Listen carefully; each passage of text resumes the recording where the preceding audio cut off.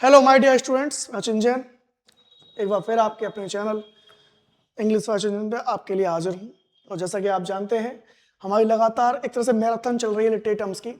और 5th part, 6th part, 7th part, अब ये 7th पार्ट है आपका वीडियो का। और इसमें स्टार्ट करते हैं बिना टाइम वेस्ट करते हुए। देखते हैं इससे पहले क्या एक्सप्लेन किया था। मैंने आपको कैनिंग एक्सप्लेन किया था। Now come to the next point, that is called lampoon. I hope आपको समझ में आ रहा होगा। अगर कोई भी दिक्कत है आप तो मुझसे डाउट क्लियर कर सकते हैं मेरे नंबर पर, क्योंकि यूट्यूब पर कमेंट ज़्यादा मैं देख नहीं पाता तो इसलिए दिक्कत होती है। लैम्पून, नेक्स्ट। लैम्पून इन शॉर्ट में हिंदी में कह सकता हूँ कटाक्ष, ठीक है। स्कैरिलस रिमार्क होता है जो किसी इंसान के खिलाफ दिया जाता है, किसी इंसान के लिए बोला जाता है उसकी आलोचना में, उसे बोलते हैं क्या, लैम्पून। और जॉन ड्रायडन ने इस पर एक वर्क भी लिखा है, मैक फ्लैक्नो, ठीक है। नेक्स्ट है ले, LA बाई। शॉर्ट लिरिक होता है, एक छोटा सा लिरिक होता है, एक नरेटिव पोएम होती है जो सिर्फ गाई जाती है। मीन टू बी सॉन्ग, मतलब एक सॉन्ग है, छोटा सा सॉन्ग है, शॉर्ट लिरिक है, ठीक है। नरेटिव पोएम है जिसमें कुछ ना कुछ नरेट किया जाता है किसी कहानी को, छोटी सी कहानी होती है, ठीक है। सॉन्ग स्पेशली उसे बोलते हैं। लैमरिक काइंड ऑफ ह्यूमरस वर्स होता है, स्पेशली किसमें होता है, एनेपेस्टिक। एनेपेस्टिक का मतलब होता है 5 लाइन का, 5 लाइन का एक ये होता है लाइन, इसे एनेपेस्टिक बोलते हैं, लैमरिक। और इसमें राइमिंग पैटर्न भी दिया हुआ है, AABBHA। ये B होगा, H कर दिया है, ठीक है। नेक्स्ट टर्म है मैजिक रियलिज्म। फर्स्ट अपीयर्ड, ध्यान रखना जो बोल्ड लेटर्स हैं इनमें फोकस कीजिए। First appeared in 1955 by German critic, किसने दिया, फ्रांज रो ने, इन 1925 में। अब ये मत सोचना जर्मन क्रिटिक है तो फ्रांज क्यों है, फ्रेंच क्रिटिक क्यों नहीं है, नाम उसका फ्रांज रो है, ध्यान रखना। मैजिक रियलिज्म का मतलब जिसमें कुछ रियलिस्टिक चीज़ों के साथ साथ कुछ मिथ एलिमेंट का समावेशन हो जाए, इंक्लूजन हो जाए, ठीक है। फॉर एग्जांपल कह सकते हैं हमारे पुराण जितने भी हैं मिथ माने जाते हैं और वो लगते रियलिस्टिक हैं, तो क्या एक तरह से मैजिक रियलिज्म का ही एग्जांपल है। Gabriel Garcia Marquez, Miguel Angel Asturias, sometimes called, इसे हम फेबुलिज्म भी बोलते हैं। क्या बोलते हैं, फेबुलिज्म बोलते हैं मैजिक रियलिज्म को। मेलाप्रोपिज्म बहुत इंपॉर्टेंट वर्ड है। द अनइंटेंशनल मतलब बिना सोच समझे किसी वर्ड का मिसयूज करना या वाई कंफ्यूजन के साथ with one of similar sound, ठीक है। Specially when creating a ridiculous effect. Ridiculous effect का मतलब उपहासजनक एक इफेक्ट डालने के लिए। अनइंटेंशनल, इंटेंशनल का मतलब जानबूझकर, अनइंटेंशनल का मतलब बिना सोचे समझे, ठीक है, गैर जानबूझकर किसी वर्ड का मिसयूज करना किसी उस वर्ड के साथ जो सिमिलर हो, ठीक है। फॉर एग्जाम्पल मैं आपको बताता हूं, I am not under the affluence of alcohol. अब यहाँ पर इन्फ्लुएंस की जगह क्या कर दिया यूज, एफ्लुएंस। इन्फ्लुएंस का मतलब होता है प्रभाव। कहना ये चाह रहा था कि I am not under the influence of alcohol, में एल्कोहल के प्रभाव में नहीं हूँ, बट नहीं जानता था कि इसे इन्फ्लुएंस और एफ्लुएंस में क्या अंतर है, तो उसने इन्फ्लुएंस की जगह क्या वर्ड यूज कर दिया, एफ्लुएंस। ये हो गया आपका मेला प्रोपिज्म। किसी सही शब्द की जगह उसी से मिलता जुलता वर्ड यूज कर लेना जो ग्रामेटिकली सही हो, वो भी मगर वो उस जगह फिट ना हो, उसे बोलते हैं क्या, मेला प्रोपिज्म। जैसे illiterate him from your memory. अब यहाँ कहना चाह रहा था क्या, ऑफ लिटरेट। ऑफ लिटरेट का मतलब होता है मिटाना, उसे अपनी यादों से मिटा दो। अब उसने मिटाने की जगह वर्ड उससे मिलता जुलता क्या यूज कर लिया, इलिटरेट, ठीक है। इसे बोलेंगे क्या, malapropism. First used by William Shakespeare, बहुत टीजीटी पीजीटी, अलर्ट हो जाएं। सबसे पहले किसने यूज किया, शेक्सपियर ने। शेक्सपियर ने अपने कॉमिक प्ले में, और कॉमेडी थी ये much ado about nothing. William Shakespeare की एक कॉमेडी है much ado about nothing by Dogberry, जो कैरेक्टर था उसने ये वर्ड यूज किए उल्टे सीधे तब। और फिर देखिए नाम कैसे पड़ा, it is derived from a play. ये टर्म डेराइव हुआ है किससे, राइवल से, जो किसने लिखा है, सैडन ने, जिसमें एक कैरेक्टर थी मिसेस मेलाप्रॉप, जिन्होंने ऐसी मिस्टेक्स कई बार की थी, इसलिए इस टर्म का नाम क्या पड़ा, मेलाप्रॉपिज्म। और इस गलती को करने वाला कौन था, विलियम शेक्सपियर का एक प्ले था मचेडो अबाउट नथिंग, उसमें एक कैरेक्टर था डॉगबेरी, उसने ये चीजें यूज की थी। Metafiction, what is metafiction? Fiction तो आप जानते हैं कल्पना होती है, काल्पनिक चीजें होती हैं, और मेटा का मतलब होता है बियॉन्ड, मतलब परे, फिक्शन से परे होना। ये टर्म दिया गया किसको, फिक्शनल राइटिंग को, सीधी सी बात है मेटा फिक्शन है तो फिक्शनल राइटिंग को ही टर्म दिया जाएगा।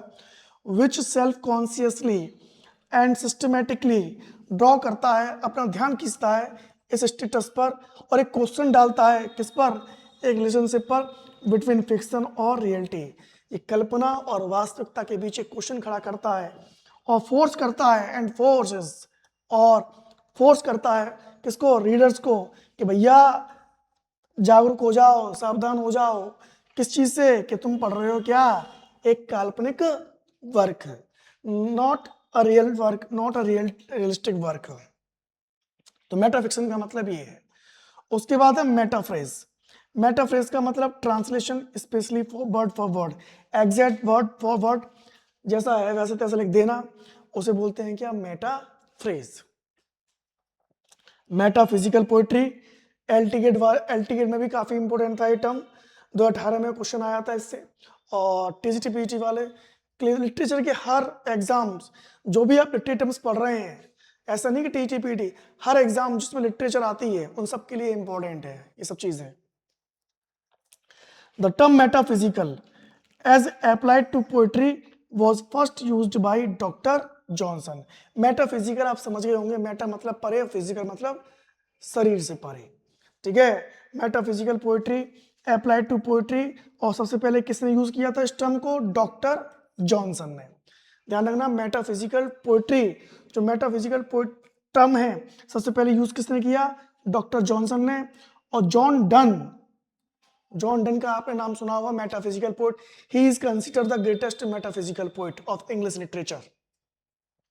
John Donne is the Pioneer of the metaphysical poetry, इन्हें मेटाफिजिकल पोइट्री का मार्गदर्शक माना जाता है, और डॉक्टर जॉनसन ने यह टर्म सबसे पहले यूज किया था, ये ध्यान रखिएगा।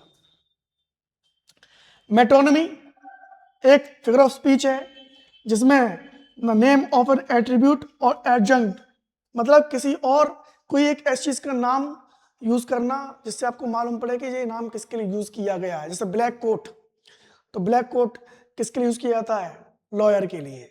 तो सेम वही सिस्टम है, इसमें दिया हुआ है क्राउन। अब क्राउन किसके लिए, क्राउन सोचेगा इसके बारे में, इसका मतलब राजा सोचेगा इसके बारे में, तो क्राउन यहाँ पे क्या हो गया, मेटोनमी हो गया,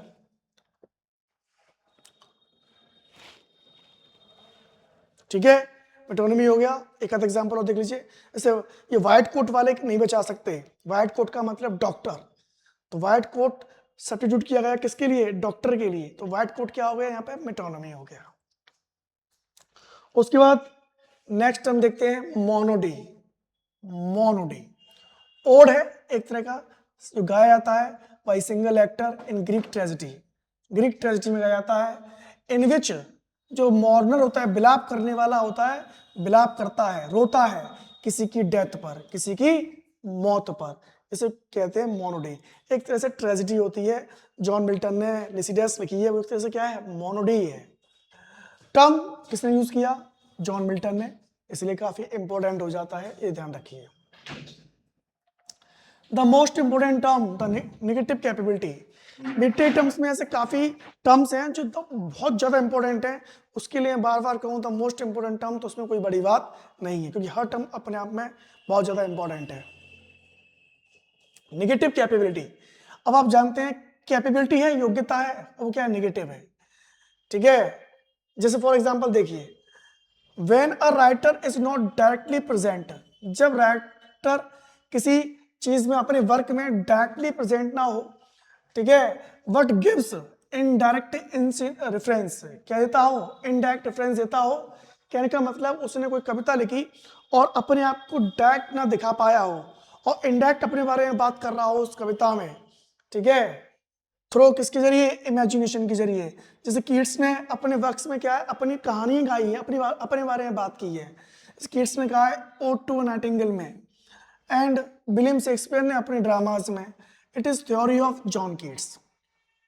ठीक है, इन लोगों ने क्या किया है अपनी थ्योरी में, विलियम शेक्सपियर है, उन्होंने ड्रामा लिखे हैं और उसमें वो अपने आप को नहीं दिखा पाए हैं, परंतु उन्होंने अपनी कहानियां दिखाई हैं, अपने बारे में बताया है। तो ये क्या होती है, इनकी निगेटिव कैपेबिलिटी थी कि वो अपनी वर्क्स में इनडायरेक्ट रेफरेंस दे रहे हैं, अपना डायरेक्ट नहीं बता पा रहे हैं कि ये हमारी कहानियां हैं या हमारे बारे में बातें हैं। जैसे जॉन कीट्स ने किया है अपने वर्क में ओड टू नाइटिंगेल में, odd on a Grecian earn में, जॉन कीट्स की कहानी मालूम पड़ती है। उनके वर्क्स में किसी की अपने भाई की डेथ के बारे में कुछ लिखा है, कुछ अपने प्यार के बारे में कविताएं लिखी हैं। तो उनके अंदर वो नेगेटिव कैपेबिलिटी नहीं थी, बट जॉन कीट्स ने विलियम शेक्सपियर में देखी है नेगेटिव कैपेबिलिटी। तो उन पे ये कमेंट मारा था जॉन कीट्स ने विलियम शेक्सपियर पे कि विलियम शेक्सपियर में नेगेटिव कैपेबिलिटी थी कि वो अपने वर्क्स में इनडायरेक्ट रेफरेंस दिया करते थे, अपने डायरेक्ट रेफरेंस नहीं थे। That is called negative capability. Novella, next term, it is originated in Italy. किसमें, कहाँ ऑरिजिनेट हुआ, इटली में। कब, मिडिल एजेस के दौरान।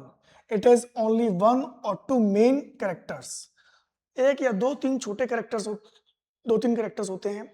और नोवेल की कंपैरिजन देखा जाए तो छोटा होता है, इसलिए इसका word novella. And talks about personal development, और पर्सनल डेवलपमेंट के बारे में बात करता है। वेयर एज नोवेल क्या होता है, लार्ज होता है, किससे, नोवेल से, और फुल ऑफ कैरेक्टर्स। आप जानते हैं उसमें कम से कम 100 कैरेक्टर होते हैं, किसमें, नोवेल में, और कम से कम 50,000 शब्द होते हैं। लियो टॉल्स्टॉय का है द डेट ऑफ इवन, ये सब इसी के एग्जाम्पल हैं। फेडर डॉस्टकी का क्या है, Notes from the Underground, Henry James का In the Cage and The Turn of the Screw, और जॉन गाल्सवर्दी का जॉसलिन, फेमस है, ध्यान रखिएगा। Objective correlative, what is objective correlative, the most important term. Again objective correlative मैं आपको बता देता हूं।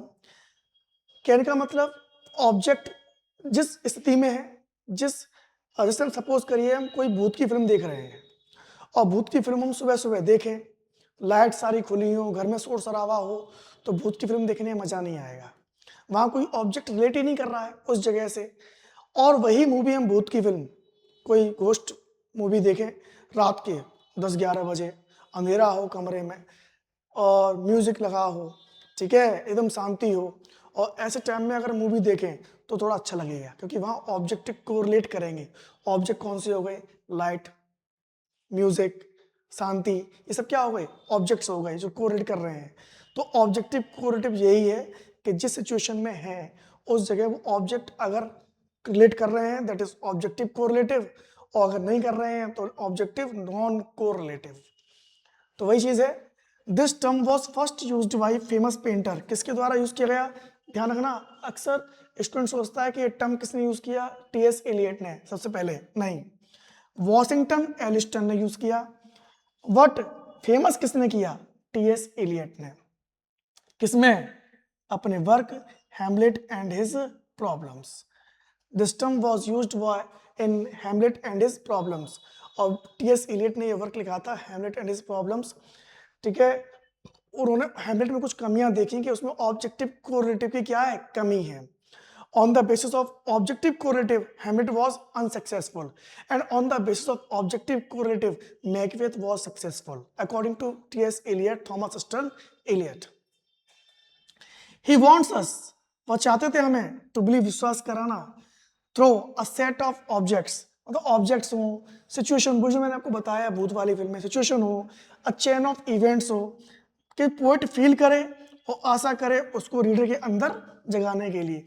अब किसी के अंदर अगर वो बात जगा रहे हैं तो आपको उसके अंदर वो इमोशन, सिचुएशन, इवेंट्स दिखाने होंगे, तब वो विश्वास करेगा उन चीज़ों को लेकर। और सपोज करिए कोई भूत की फिल्म बनाए, वही लाइट में और भूत चल रहे हैं दिन में धूप में, तो आपको खुद ही अच्छा नहीं लगेगा उसे पढ़ने में। तो ऑब्जेक्टिव कोरिलेटिव होना ही चाहिए किसी भी चीज़ में। अब आप सपोज करिए अपनी दुख भरी कहानी सुना रहे हैं और हंस रहे हैं खुद ही आप, तो ऑब्जेक्टिव कोरिलेटिव है ही नहीं, ऑब्जेक्टिव कोरिलेटिव नहीं कर रहे, आप खुद ही हंस रहे हैं, तो कौन आपका कितना बड़ा दुख हो, अगर आप हंस रहे हैं तो there is a lack of objective correlative. जैसे like horror movies are set की जाती है किसमें, मिडनाइट में, रात में भी नहीं, 12 बजे के बाद, to create such horror feelings को क्रिएट करने के लिए डार्कनेस को। ओड इरिटेटम है, अभी मैं फॉर्म्स ऑफ पोएट्री पढ़ाऊंगा तभी आएगा आपका ओड, अभी शॉर्ट में समझ लीजिए। एक लिरिक पोएम होती है, यूजली इन इरेगुलर मीटर में होती है, और एक्सप्रेसिंग नोबल फीलिंग्स, और किसको एक्सप्रेस करती है, नोबल फीलिंग्स को, उसे बोलते हैं क्या, ओड। ओटा बारे में, ओटा से याद कर सकते हैं, 8 लाइन का स्टेंजा होता है, ध्यान रखना ये स्टेंजा वाले सब इंपॉर्टेंट हैं। ओटा बारे में 8 लाइन का स्टेंजा होता है, और उसमें जो लास्ट के 2 हैं लाइन है वो क्या बनाती हैं, कपलेट बनाती हैं।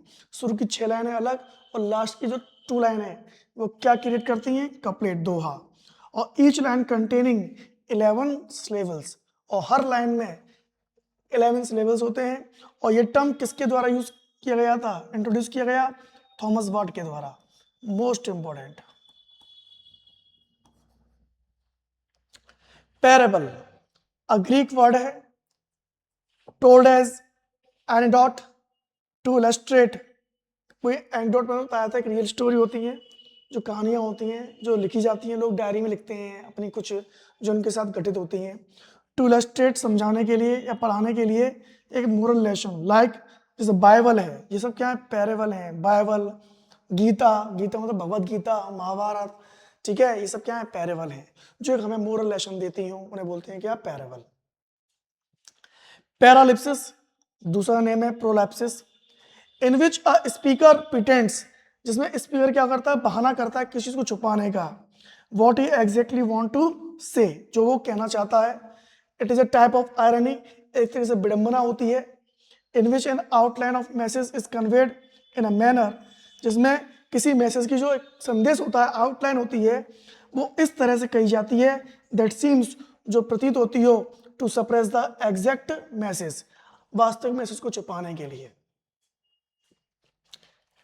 It is not that I care, ऐसी कुछ चीजें से परवाह नहीं करता, whether you bring a dog, चाहे तुम कुत्ता लाओ, बट आई एम एलर्जिक, कहने का मतलब एक तरफ ये भी कह दिया कि मुझे कोई दिक्कत नहीं है आप कुत्ता लाए हैं, परंतु मुझे एलर्जी है। अब समझ जाइए इनडायरेक्टली क्या किया जा रहा है, मना किया जा रहा है कि मुझे कुत्ते से एलर्जी है, आप कुत्ता मत लेके आइए। यही आयरनी है इसमें, यही विडंबना है। आई नीडंट टेल यू, मुझे तुम्हें बताने की जरूरत नहीं है, दैट, अब मुझे तुम्हें बताने की जरूरत नहीं है, that they hide your shoes under the bed, मतलब बता भी दिया कि मुझे तुम्हें बताने की जरूरत नहीं है कि उन्होंने तुम्हारे जूते बेड के नीचे छिपाए हैं, यही तो आयरनी है, बता भी दिया और छुपा भी रहे हैं। दिस इज कॉल्ड पैरालिप्सिस या प्रोलैप्सिस। नेक्स्ट है पैथेटिक फैलेसी। पैथेटिक फैलेसी, ठीक है, क्या है पैथेटिक फैलेसी, देखिए, ह्यूमन फीलिंग्स, सी बात है, आप समझ रहे हैं, pathetic human feelings reflect human emotion, इंसान की इमोशंस, भावनाओं को रिफ्लेक्ट करता है, विद एब्स्ट्रैक्ट नेचर और एस्क्राइबिंग ह्यूमन कंडक्ट, ठीक है, and feelings to nature, when the poet acquires a communication between his own mind and the world around him, कहने का मतलब जब एक व्यक्ति अपना अपना दिमाग संसार के आसपास की चीजों से जोड़ लेता है, ठीक है, ही पोर्ड हिज फीलिंग, उसमें अपनी भावना डाल देता है, इन दैट ऑब्जेक्ट, ठीक है, उसे हम क्या बोलते हैं, पैथेटिक फैलेसी। और ये टर्म किसने दिया, भाई जॉन रस्किन ने। समझ में आ गया होगा, किसी चीज में, नॉन लिविंग चीज में अपनी भावना डालकर उसे महसूस करना, that is called pathetic fallacy. Clear हो गया होगा आपको, ठीक है, ये आपका नेक्स्ट पार्ट था, आप इन्हें कंटिन्यू पढ़ते रहिए, रिटेड टर्म्स 2-3 पार्ट में और चलेगा, खत्म हो जाएगा, बस ध्यान रखना, keep studying, otherwise I will never get motivated, ठीक है, थैंक यू फॉर दिस।